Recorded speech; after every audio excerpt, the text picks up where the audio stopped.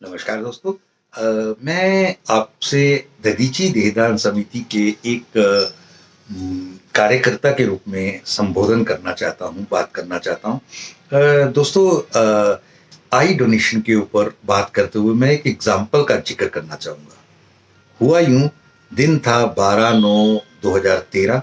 16.5 साल की एक बच्ची जिसका नाम सुरभि था, वो एक 12th का एग्जाम दे रही थी और फ्यूचर में सीए बनना चाहती थी। अपने घर से बाहर निकली और एक एक्सीडेंट का शिकार हो गई और तुरंत ही प्रभु जी के चरणों में जा विराजी।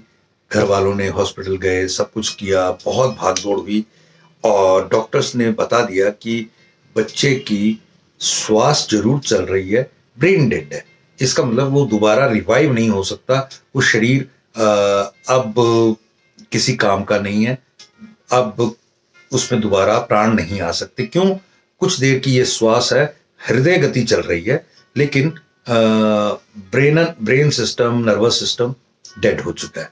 अब ऐसी सूरत में अंगों का दान किया जा सकता है। परिवार को बताया गया, परिवार में सब परेशान थे। हमारा बच्चा इस तरीके से, इस स्थिति में, और किसी के घर में जब कोई चीज बीतती है तो आप सच जानिएगा कि उपदेश तो सारे कर लेते हैं, लेकिन अपने साथ जब बीतेगी तो बहुत बहुत बहुत कठिन समय रहता है।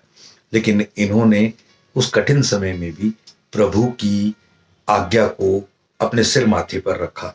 डॉक्टर्स को परमिशन दी कि आप इनके बच्चे के जो अंग हैं, वो एम्स ट्रॉमा सेंटर में ये सारा कुछ हुआ था, दे दिए जाए, किसी के काम आ सकते हैं। क्योंकि जल्दी जितना डिसीजन लिए जाते हैं उतनी ही जल्दी सब चीजें हो पाती हैं।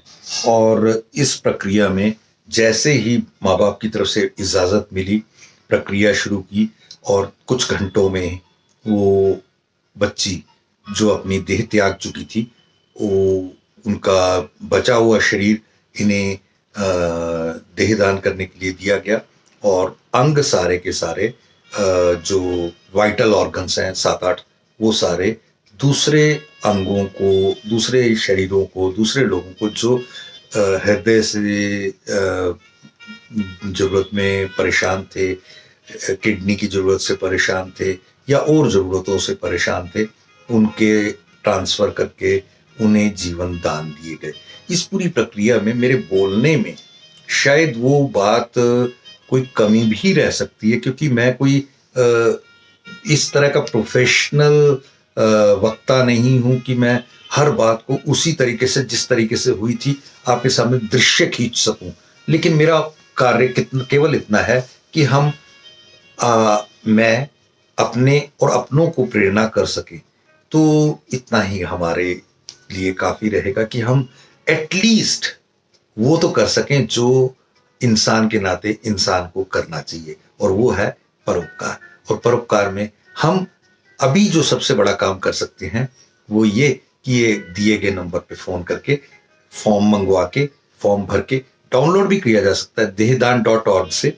और अगर आप मुझे व्हाट्सएप करेंगे तो मैं फॉर्म आपको व्हाट्सएप भी कर सकता हूं।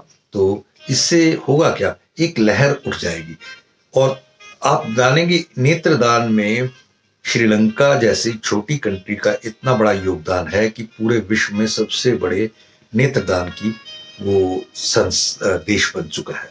तो इसलिए हम सब मिलकर प्रयास करें कि कोई भी हमारे आसपास नेत्रहीन ना हो, कोई भी हमारे यहाँ पर किसी तरह से, देखो, कई फैक्ट्स एंड फिगर्स ऐसे भी हो सकते हैं जिनमें हम चूक कर जाएं, बाद में बताया जाए कि नहीं, इस जगह पे ये ऐसे हुआ था। उसके लिए मैं आज ही पहले ही क्षमा मांग लेता हूँ। लेकिन ये पूरी प्रक्रिया मानवता से प्रेरित है, तो इसलिए जो जो बातें मैंने जहां जहां से सुनी और उसका एग्जैक्ट मैंने कोई वो पर्चा लेके पढ़ा या वो नहीं, रिटर्न मैंने उसके प्रूफ नहीं देखे, लेकिन हमारी संस्था के जरिए से जहां से भी मुझे बाकी सीनियर्स से बातें पता लगती हैं, उसे एक प्रेरणात्मक वीडियो बना के आप तक भेजने की। और अगर मैं कहीं गलत हूं तो आप मुझे जरूर शोध दीजिए, शुद्ध करा दीजिए, ताकि अगले वीडियोस में इसका असर आए। Thank you. जय हिंद।